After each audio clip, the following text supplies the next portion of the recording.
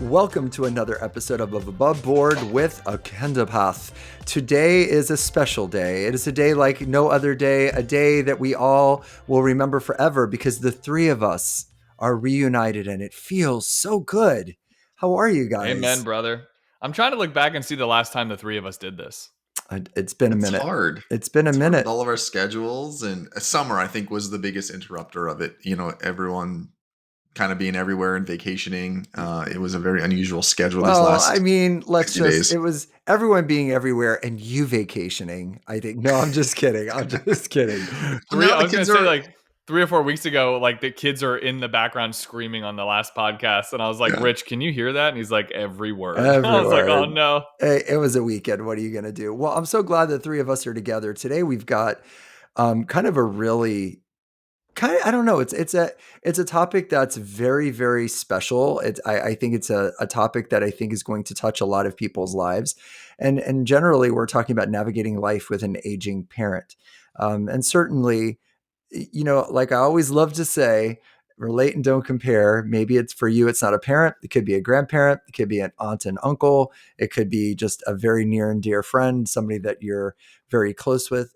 Whoever you call family. What do they always say? You know, family isn't always blood related, right? But we're using the term parent to just kind of encapsulate somebody that's meaningful in our lives that perhaps at some point in life took care of us, and then we are faced with taking care of them. And you know, it's interesting because of the three of us, my background is in healthcare, and so of course, John and Matt's background is finance. And these two things are very, very closely tied together, especially when you're dealing with an aging parent or an aging loved one. So I'm going to just pass the ball right away to you both. Would you all say that this is, oh, wait, can I do a quick shameless plug? Well, let's do that. Yeah. Because this is a heavy conversation. Let's lighten the load Let's right start off it the off bat here. So my new book just came out. Look, this is it, Yeah, boys. baby. This is it. So I haven't seen it yet, Rich. This is the why don't I first have time. I bought it. Yeah. I literally bought a copy of it. Because it's sold out. That's why. Is that for real? The only reason I have this copy is Congrats, I just buddy. came back from the launch conference, and so I literally have one copy. So this is my copy. So it's a Call dibs. It's a hefty tome, but Inspired Excellence. So if any of you all, I'm going to try to line up the ring light with the circle in the middle. But if any of you, looks like it's glowing. I know. If any of you are in like healthcare leadership, or know anybody that's in healthcare leadership, this is for you. This book is really specifically for healthcare leadership, but also a lot of the advice and bits and pieces are good for anybody in leadership. Yeah, my book Inspired Excellence is out at a bookstore near you, as if there was a bookstore near you, but there is. It's called Amazon. So yeah, search my name, Rich Bluni, Bluni, or and I've done all the. I actually have the Audible, so you let me speak, and I did. Is that correct? Am I doing? Did you make an? Did you for real make an Audible out of it? No, like, did you read it? Just came out like I'm gonna do it a week ago, but I'm gonna do it in like a weird voice the entire way. It's 360 pages. It's like gonna Yoda. take. You hear my voice? I've been speaking a lot, so if you could read 360 pages like Yoda, that would be fantastic. So today, yes, Inspired Excellence it is. Well, anyway, shameless plug out of the way. Thank you for allowing me that.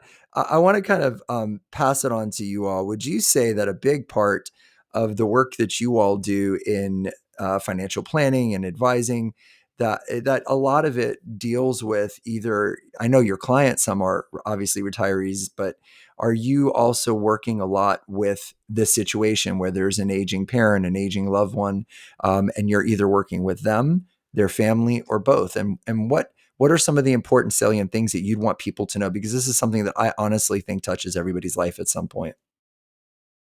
Yeah, it really does, Rich. It's a big part of what John and I do on a daily basis, especially with our client base aging. And when we started our practice, our clients were maybe in their 50s, and that was 20 years ago when we both started in the industry, 15, 20 years ago, something like that.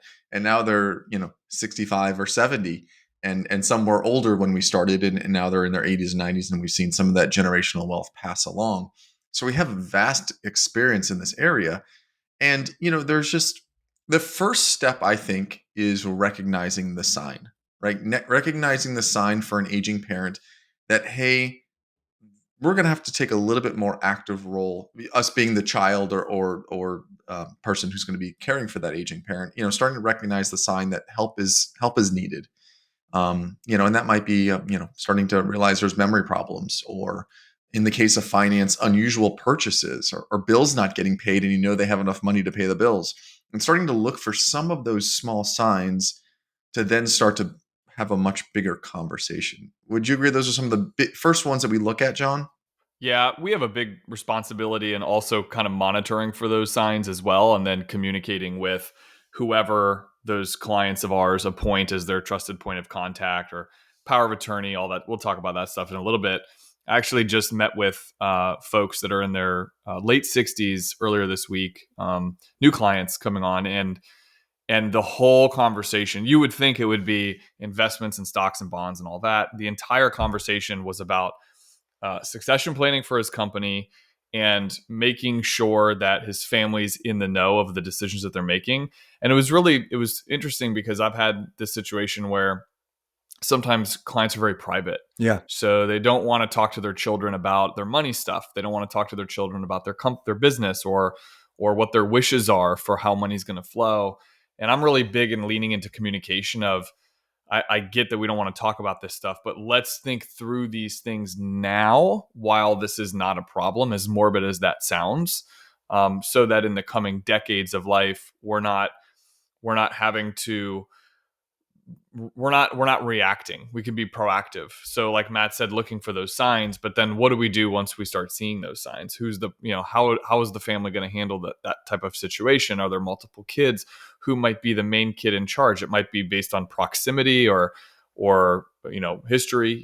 Which in your situation, you have a background in healthcare. I think it was maybe easier for you. That's not that's the right word. Easier for you to kind of lean into that 100%. Role for your mother, right? Mm-hmm.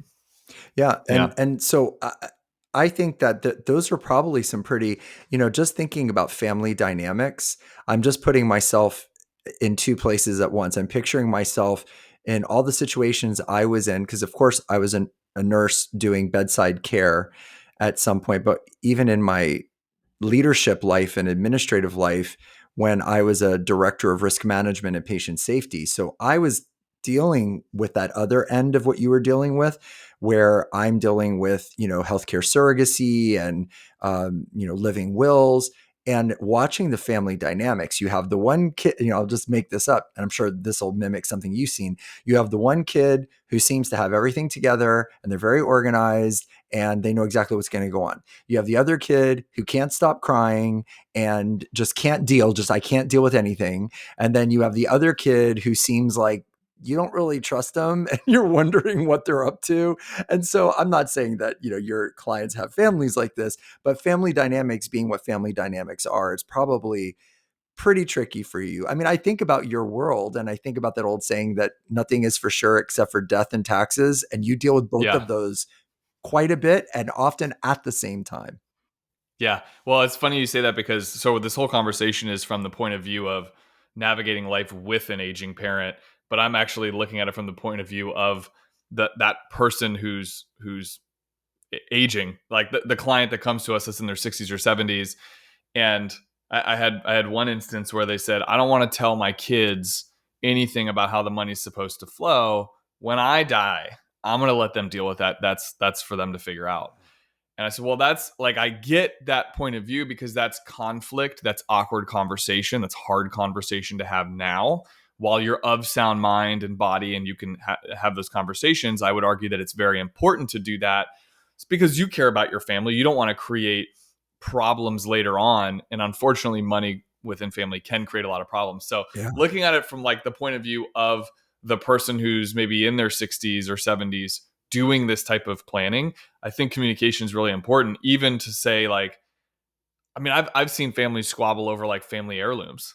Like it's not even like like it's why did so and so get this thing and I didn't get that jewelry, but I got this old dusty painting I didn't want. I know people who aren't talking to each other, siblings, because of a pen. Because their dad's pen. And whose fault is that? Like ultimately, I think it is the sibling's fault for making a petty case over it. But at the end of the day, the parent is the one that probably should have made that decision. And Yeah. like you said, John, made it clear to everybody. I think a lot of the family squabbles could be put out if you were honest and Communicate. open, yeah, and communicate in some way that, hey, this is what my intentions are.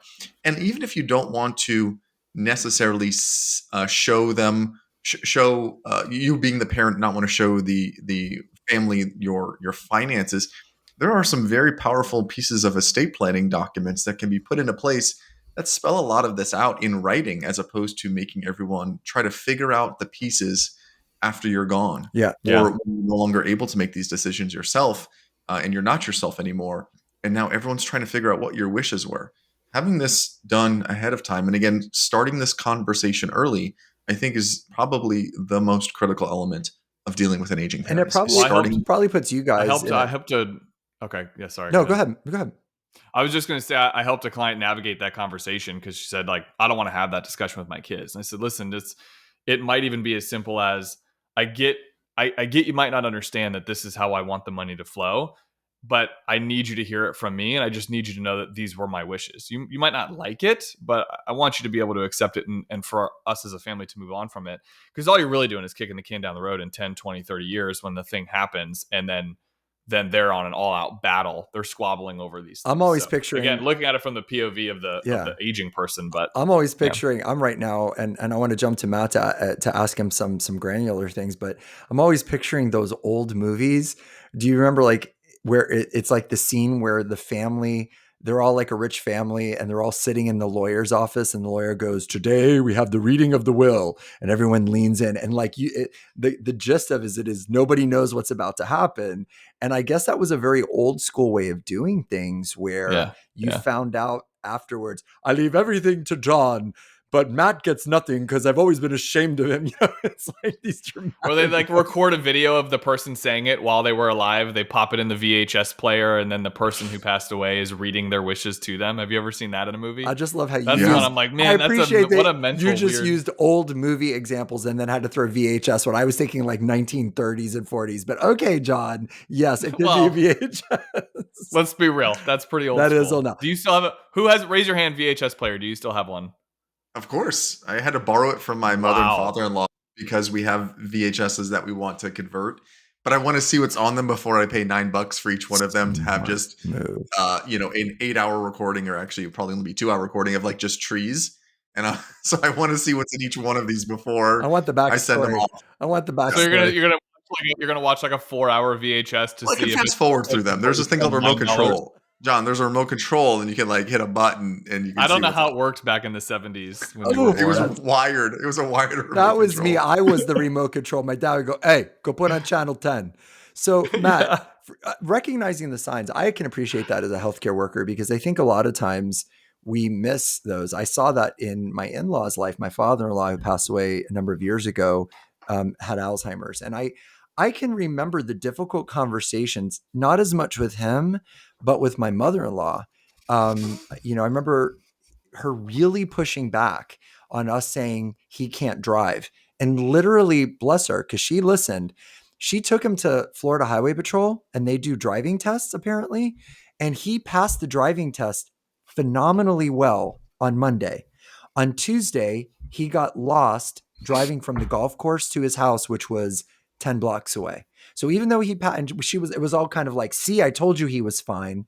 And then the next day, literally, we had like the wake up call moment where we were like, he had to call you and said, I don't know where I am.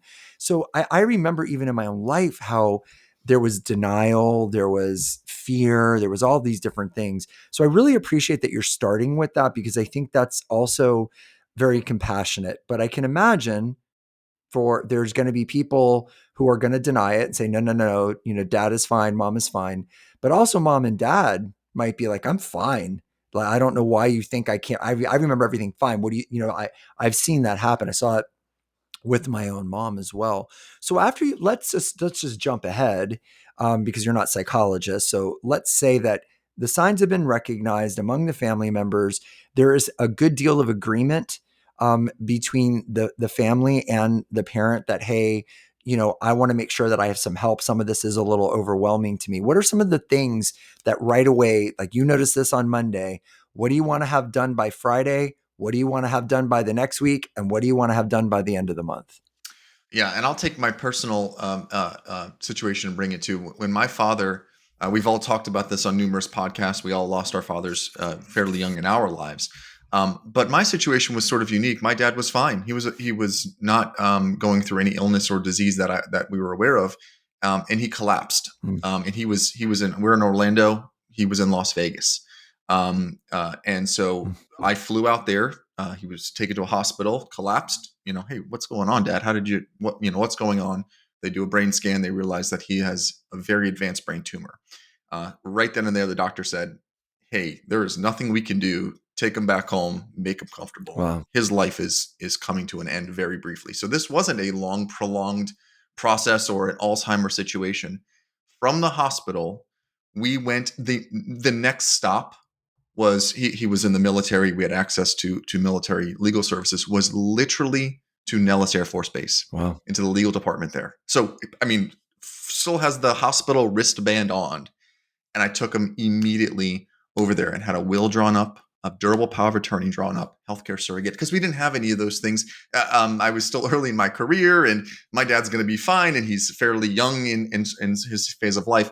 Was literally the next stop. Wow. And we had everything drawn up. They had a signing randomly that day, and I think all of these stars aligned. They had a signing because they do mass signings for their wills and their trusts. He sat in a room with 12 other people, right hand up. There was a whole legal proceeding to actually have the will executed. And from there, we went to we drove back to Orlando. So using that as my journey, I believe the first thing that needs to happen is a financial inventory. And that really involves, first and foremost, the legal documents, making sure that everything is in place. Because one of the big things about durable power of attorney, and I'm not an attorney, none of us are, and I don't want to speak out of turn on the legal side, but in order to sign some of these documents, you have to be of sound body and mind. And in the case for my father, I said, I'd like a durable power of attorney. And they said, okay, I didn't, this wasn't an established relationship with an attorney. It was a military, isn't on the military base. And they said, we're actually going to have you step out of this room and we want to ask your dad a few questions. Wow. Well, good. As this brain tumor was progressing very, very rapidly, he knew where he was most of the time, but there was obviously some spots there. And they asked him some of these questions. What is today's date? Who's the president of the United States? Who is this person to you? And by the grace of God, he answered all those questions correctly. But had he not, it would have seemed like, hey, this guy, this supposed son is taking his father to have all of these legal documents drafted immediately, and it could be taking advantage of him. So again, going back to the very beginning of this, is starting as early as possible is great, but having this financial inventory, getting all of these legal documents set up while they still have sound body and mind are absolutely critical, because if not, it is a completely different process for establishing a guardianship or conservation for them if you don't have this done with sound body. You just brought something up. I just want to interject something really quick, because when you made the comment about none of us being attorneys, do you guys find yourselves in situations, maybe not like the one you just described exactly, but are there situations, especially for the people that are financial planners that are listening to this, but also for people that are considering this as well? Do you guys usually recommend that someone gets the services of an attorney or gets legal counsel involved to create these things? We do. And it's over the years, I think it's become less and less complicated and more affordable to ensure that you have these legal documents created for yourself. I think anecdotally in most meetings, we end up, even though we're not attorneys, we end up talking through this, sharing stories about, I think my job is to get somebody to get them a compelling reason to know this is why you need to do it. Right. I get it. You're 60 years old now and you don't feel like it's maybe important right now, but at some point, inevitably something happens to all of us. Yeah. We all have an expiration date. And so making sure you've got your wishes written out when you're of sound mind is so crucial and so not fun. It's just not fun. I mean, that's part of, I would argue that it's probably 80% of the reason why people defer it, don't do it. It's not because they can't afford it or they don't know how to do it or they don't have someone that, an it's attorney. Scary. It's their mortality. Yeah. It's frightening and to even think about it. And I think that, you guys are playing lots of roles. You're a friend, you're a financial advisor, you're doing some legal in a way, you're also a psychologist, and you have to deal with all the different dynamics. And so with Matt's example, you're on this base, you get the power of attorney, you get the will done. So those things are super important. So that kind of covers that. What about, if I could, is there a component at this point? Again, we're making the assumption we've gotten through the hurdles. I mean, because we could do a whole podcast on family dynamics. That would be fun. But you've gotten through all these hurdles. You have a 90-year-old mom who's been pretty independent, but she's got, whether it's electric bills or whatever. Do you get involved? Do you think it's important with an aging parent to be able to help them with budget and bills, especially, you have to have that conversation if they've been doing this on their own? Is that another area that you say we would, sort of tread into? I think I'd like to hear Matt's answer on that. But what I will say in specific to what you just shared, because this whole podcast is from the point of view of the person Yes. that's has life with this aging parent. I think going to them at some point, if they haven't come to you yet to say, hey, we have all these documents, maybe going to them and saying, hey, mom or dad, do we have some type of written legal document? I don't need a copy of it. I just need to know right now that that's something you guys have put in place. Maybe broaching that conversation with them, as awkward as it can be, to be a motivator to explain to them. And this whole podcast is a motivator to explain why that's important. But Matt, how would you answer the question about that? Yeah, I think, and I'm going to circle back for 1 second, and then I'm going to answer Rich's question. But having those documents and maybe doing what I did with my father, so that's step one of a many step process, right? Having those documents established, I think it's important to let your family know where you're keeping them, because the common thing John and I hear all the time is, yeah, I have a will, I have a trust that's in my safety deposit box, and only I know where the key is. Oh, How does that help anybody? wow. You've done step one, but you didn't do steps 2, 3, and 4, which was make it available for everyone to at least access, even if you're private and you don't want to have it. They have to know what that is. And the third part to that is those documents are somewhat meaningless unless they're executed the proper way. Right. Specifically, a trust. You have a trust established; it lays out all of your wishes. Yet, and we've seen this time. I just came across this 2 weeks, about a month ago. Client paid $3,500 for a trust. Beautiful trust, well written, spells out everything. It was exactly what we needed. Not a single account had been transferred into the name of the trust. If she had passed prior to us getting into the picture, that $3,500 piece of paper, you could have lit it on fire. It was meaningless. Whoa. Because nothing that was written, it was not done, and it was not executed the proper way. So incredibly important.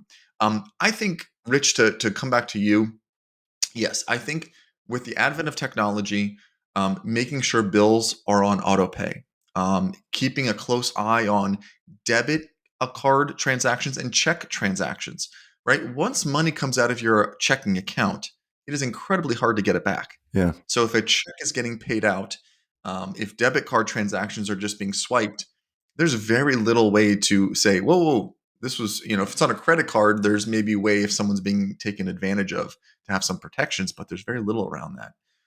And then I think using some of what we've talked about in establishing a relationship, if they have an advisor, a financial advisor, a certified financial planner, or a fiduciary, is for the person who's dealing with the aging parent, is to establish a relationship with that person, even if you're not the biggest fan of them, or you're going to switch things up once you get into the picture a little bit deeper. But there should be an advisor a part of this, and we advocate for having advisors to be able to say, hey, when things mom and dad start to not make sense, or things are not looking right, I need you to be able to let us know when we need to step into that picture. And any good advisor should embrace that. And with the permission of the parents, and that's a whole written process, or the power of attorney comes into play, is to make sure that everyone is privy to what is happening in their financial life. You brought up something when you brought up the debit card transactions. Do you all advocate for there to be some kind of, especially in this kind of situation, that there's some kind of fraud alert system or program, or Is that something that you ever do? Is you know, well, I guess banks kind of do that where you can have alerts like this has been happening, but or you could put limits on the debit card up to a certain amount. But is there anything that you recommend that people put in place, especially if we're specifically talking about mom and dad who are like they have one foot in independence and they have one foot in, they're forgetting things or maybe making some choices that maybe they wouldn't have normally made. Do you ever recommend anything like that?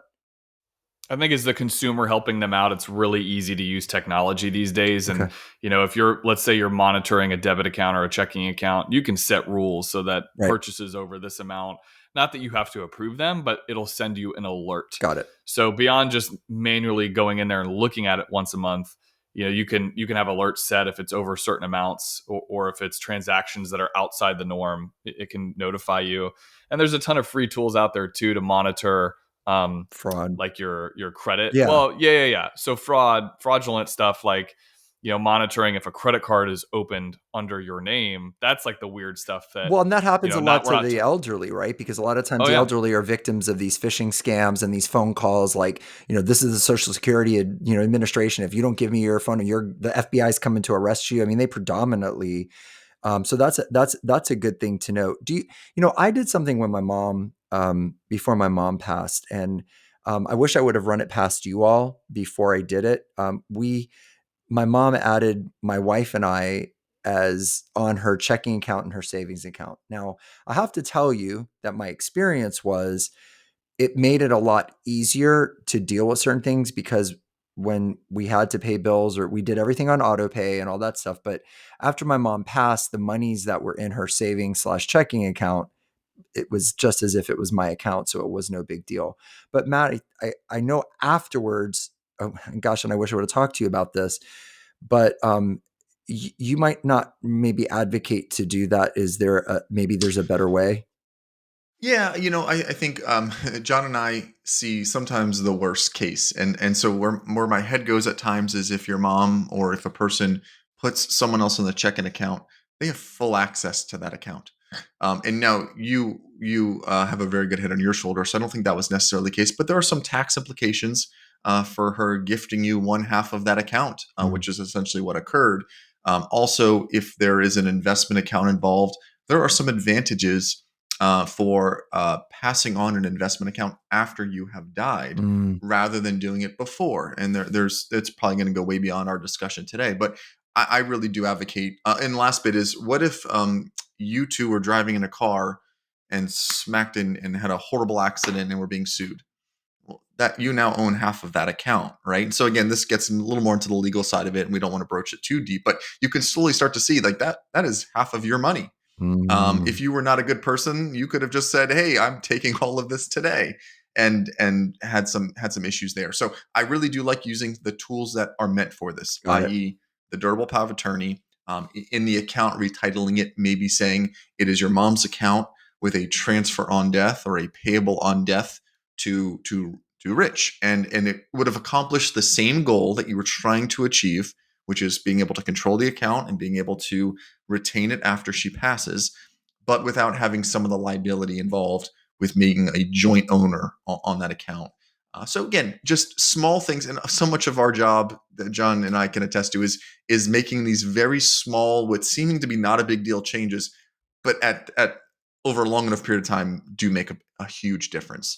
And so just a couple small tweaks. It's just best practices. I would think is the best headline to put that under. It sounds like everything that you're talking about, whether you're talking about, the bills being on auto pay, the debit card transactions, the living will, the healthcare surrogate, um, uh, fraud alerts, all of this really does sound like where it all begins and ends, and in the middle is communication.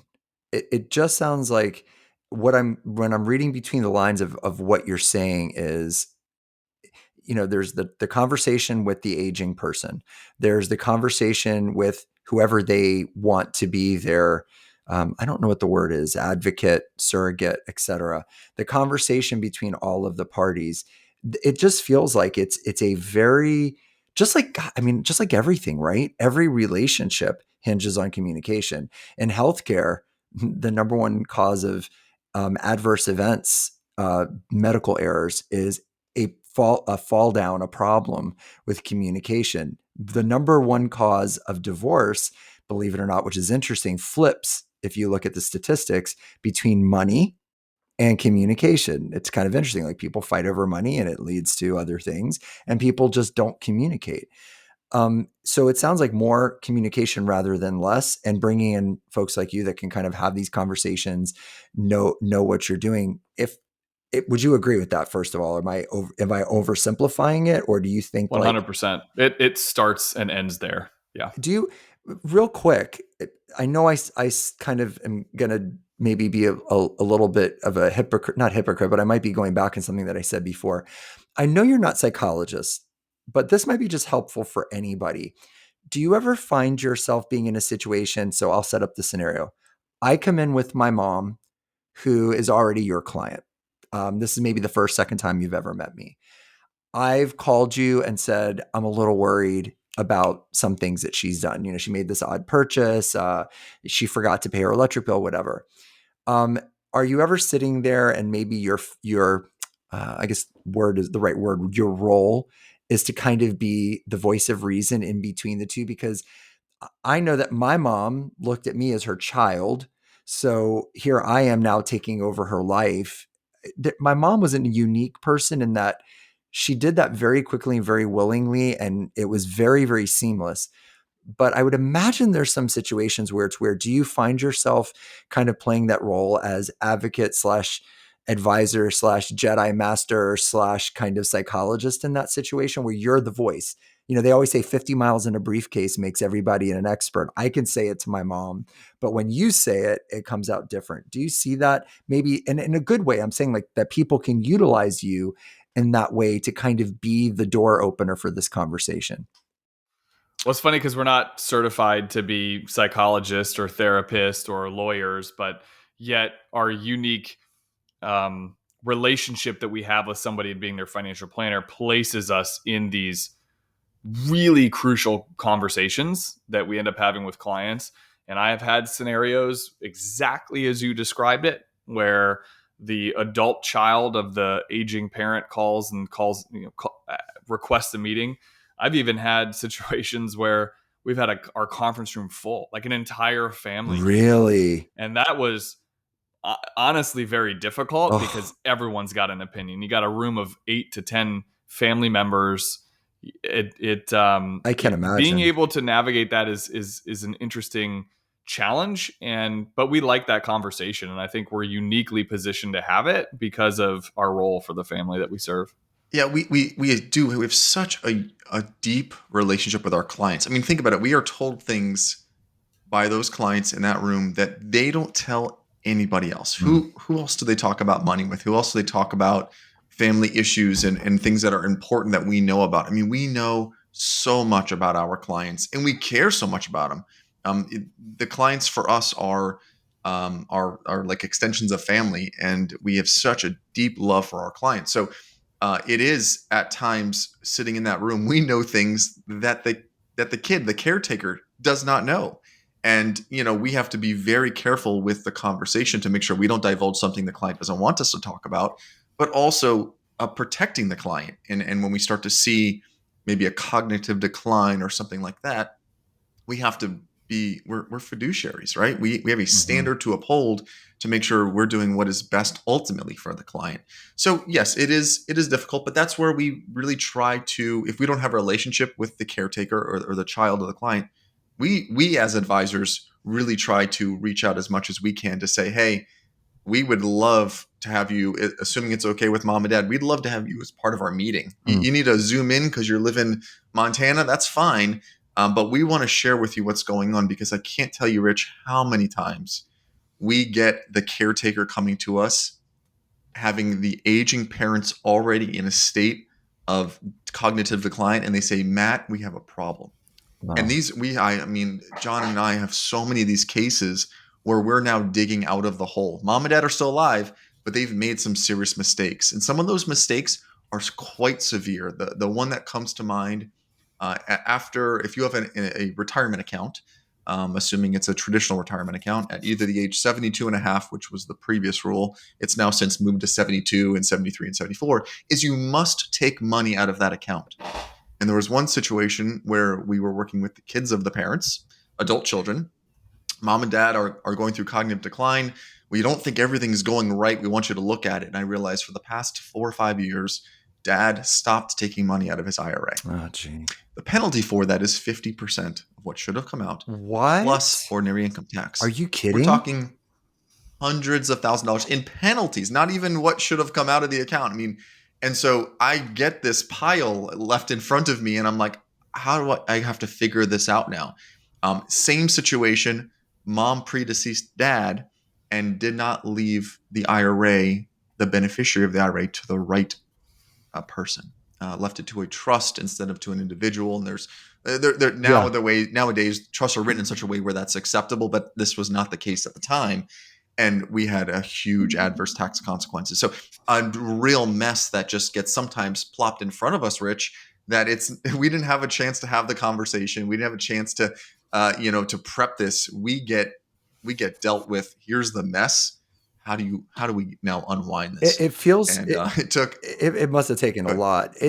I'm seeing such a weird. I never, it's funny, until this moment, I never realized the similarities between healthcare and financial planning, because I'm thinking back as a nurse, and also when I was basically the legal counsel for the hospital, not literally legal counsel, but I'm the risk manager. So I'm the frontline person dealing with the family and patients before maybe a lawyer might get involved.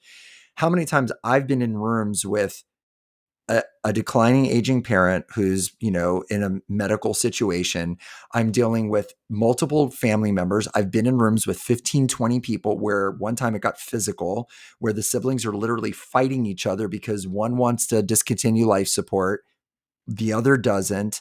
This one's accusing this one of, you just want their money. And it was the same situation, just it wasn't about, well, it was about money, but it was also about their health. So it's kind of interesting, the comparisons, the overlap. For people, as we're wrapping this up, if you had to say, here's the Candor Path, here's the John and Matt checklist, and if it's more than 5 or less than 5, I just picked 5 because it's a cute number and it's all the fingers on my hand. If there was 5 things that you were like, hey, you listen to this podcast all the way to this point, you've got an aging parent, you're thinking to yourself, oh crap, I haven't done any of this stuff. What are the 5 things they need to do ASAP? Can I start? No. Yeah, you go first. Well, I'm curious. I want to know if our list is this. I don't want to say my list, but let's try to work through this together, because should we say them at the same time, and let's see if the listener can decipher what's Yeah. So the first one is 3, 2, 1. Talk about Recognize the signs. Oh, okay. Very similar. Okay. I was going to say proactively just talk about it with your family, whether that's you as the one with the aging parent having to bring this to them or vice versa. But talk about it and then put it in writing, creating the estate plan or whatever. Those are my first 2. Okay. So my first one, I'll reiterate in case someone really could not hear us talking over each other, is recognize the signs, start the conversation early. And I'll go with number 2, and I won't go any further, is the next is, again, I use our very basic financial planning model, which is inventory the financial assets, inventory the legal and the tax documents. So much can be derived from a tax return if it's read by a professional and they know what they're looking for.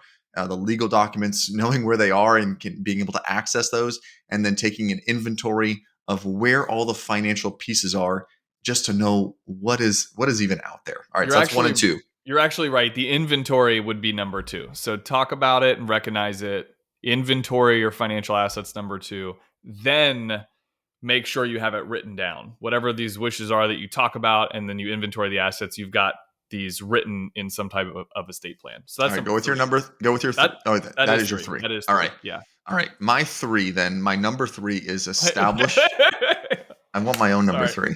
I don't want your number 3. These listeners are going to be like, what's number 1? What's number 2? What's number 3? It's no order. Go ahead. Sometimes you put 2 financial advisors together. We're going to do things like, that's why I asked the question. The same. I thought you were agreeing with me, and then you were going to be like, okay, now here's number 4. But you're saying, no, this is mine. We'll leave your number 3 with writing it. I'm going to go to number 4 then.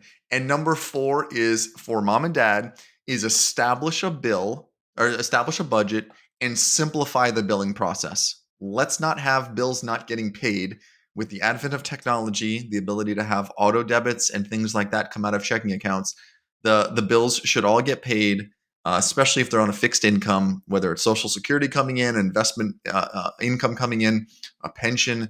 We know when that's going to, we need to know when those deposits take place. And then we need to make sure all the necessary bills get paid so that a policy doesn't lapse or something silly that just is overlooked. So establishing a budget and simplifying bills. That's a good number 4. What's your number 5? My number 5 is, and this is the ending one for me, is make changes gradual, right? Let's not change mom and dad's budget overnight. Let's not tell them they need to go get estate planning documents today and have all of this on one day. I think it's a very gradual process, and it sort of full circles back to number 1 of start the conversation early. But then once you've had the conversation, don't change their life on day 1. Especially if you're in a dementia situation or there's some memory care, the last thing you want to do is upend their life on day 1. So start this process, make it very gradual.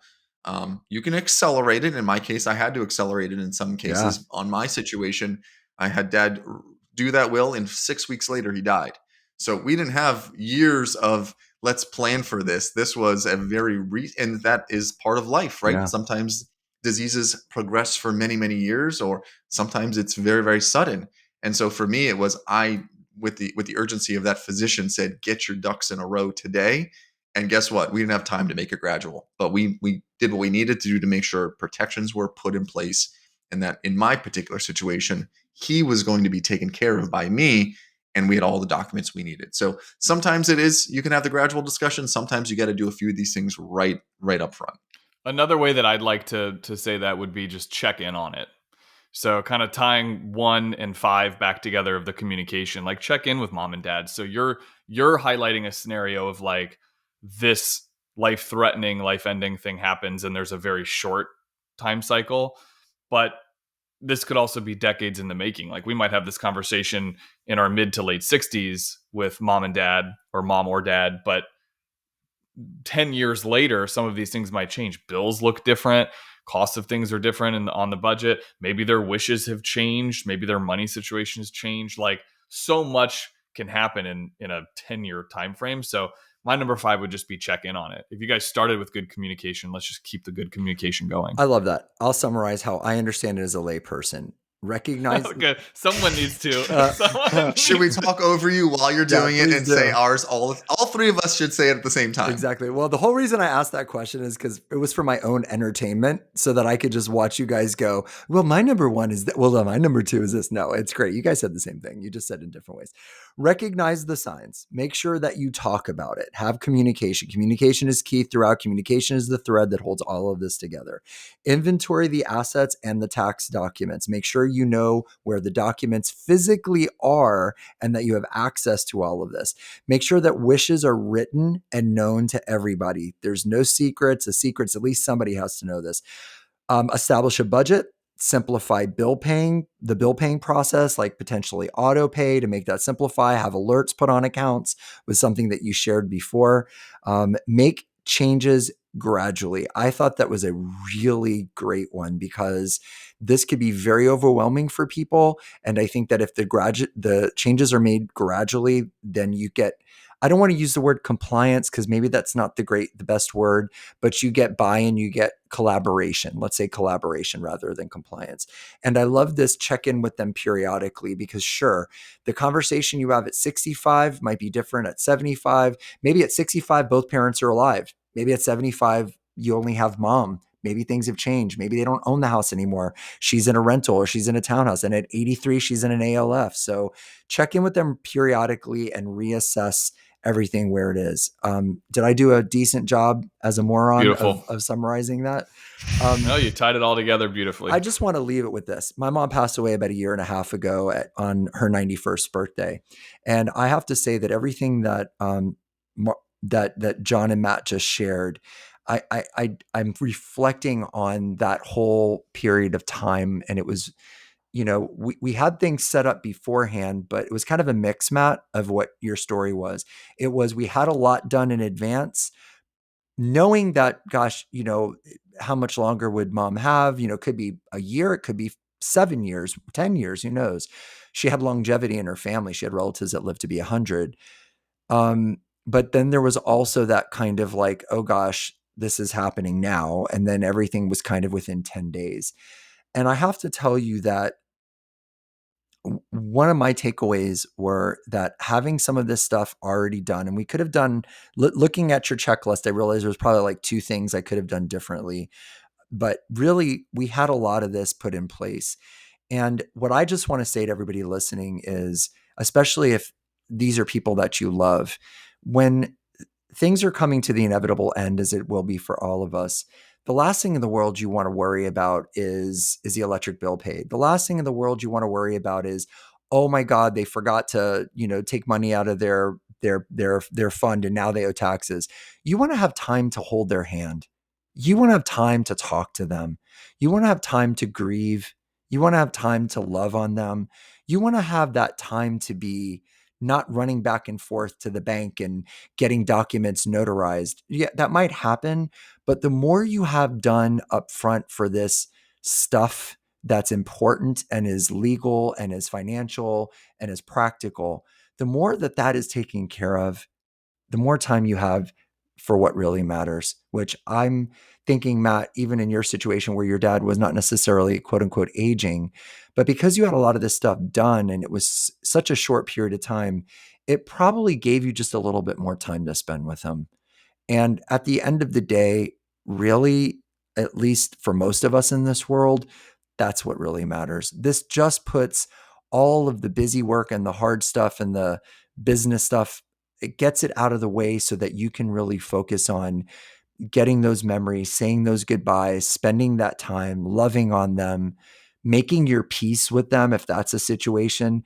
I mean, let me tell you from experience, once that loved one takes their last breath, there's not much else to say. I mean, you could say it to them, to their spirit, but you don't want to have that regret of, I was so busy having to deal with all this legal crap. I just wish I would have told Dad I love him. So that's where I want to leave it, if that's okay. This stuff might sound very practical and cold and business, but the whole idea of it is much like I would do as a nurse, where I would get all the nonsense out of the way when I knew the family was coming to say goodbye, so they could just sit there with their parent. And I could just be in the background to be supportive to them, to answer questions for them, but allow them that time.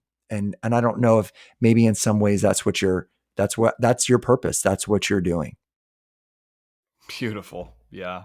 I wish we had spent more. I feel like we need a part 2 because I wish we had spent more time on everything you just summarized. But the that's part perfect. 1 is so important, because if you don't get the part 1 out of the way, then the part 2, it never works. It never happens. And I'm just so grateful that I had folks like you in my life to help me clarify all of this, because it made the last 10 days of my mom's life a time where I just spent taking care of her. And it was very sacred for me.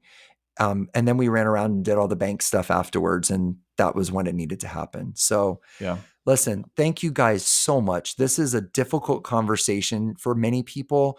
And what I think you guys did was just clear it up and just help people just to see this is what you need to do and this is why. And it's simple. It's really not that complicated. People can literally maybe don't rewind to the part where Matt and John were talking, but just rewind to the part where I summarized their brilliance. But it really is all you need. It really is what, no, just kidding. Really, I took a whole, I took like 2 pages of notes just from this to share with some loved ones. But thank you guys so much.